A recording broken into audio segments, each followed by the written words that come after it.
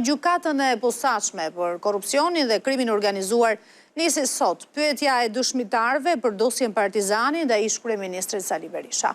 Procesin e ka ndjekur nga afër gazetarja jon Bleona Metushi, me të cilën do të kemi në këto momente një komunikim të drejtë për drejtë. Bleona, të përshëndes. Së pari, për këtë çështje dëshmoi kreu i grupit parlamentar të Partisë Socialiste Auland Balla, cilat ishin qëndrimet e mbajtura prej tij.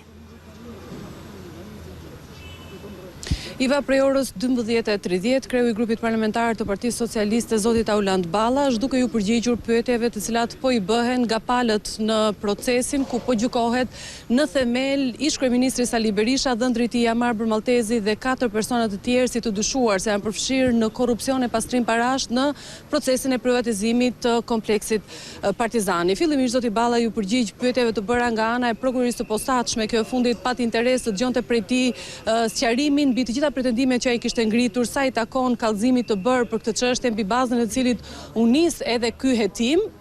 Zoti Balla pretendoi se që prej vitit 2012 ai kishte ndjekur privatizimin e kompleksit Partizani dhe kishte marrë informacione dhe kishte ngritur dyshime se gjithë kjo procedurë ishte bërë në kundërshtim me ligjin dhe duke favorizuar më tej zotin Amar Maltezi, dhëndrin e ish-kryeministrit Sali Berisha, për të bërë të mundur kështu përfitimin nga ana e tij të gjithë investimin që u bë më pas në këtë kompleks dhe në këtë pronë e cila u privatizua dhe ju dha ish-pronarëve të saj.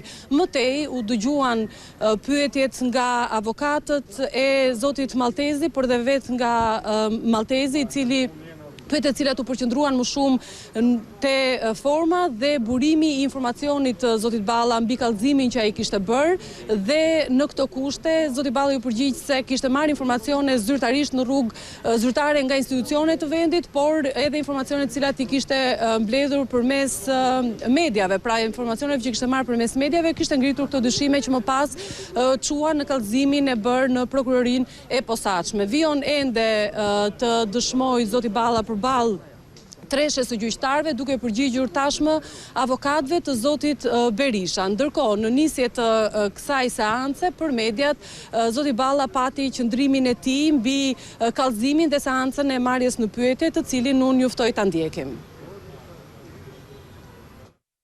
Kjo është një ditë e madhe për Shqipërinë. Mendoj unë, mendojnë gjithë shqiptarët, që në bankën e të akuzuarve gjendet një ish-kryeministër, një ish-president për korrupsion. A kanë bërë politikanët korrupsion në Shqipëri? Padyshim që kanë bërë korrupsion. Këtij kallëzimi tu e kam sjellë me vete, i qëndroj fjalë për fjalë. Ky është rasti tipik i korrupsionit të zyrtarëve të lartë, ku familjari jot shkon dhe u premton atyre që t'u kthehet prona, u merr kontratën përpara me 5%, dhe 5% që është korrupsion. Shqipëria nuk ka qenë kurrë më afër Europës se sa është sot. Dhe arsyeja pse jemi shumë më afër Europës është reforma në drejtësi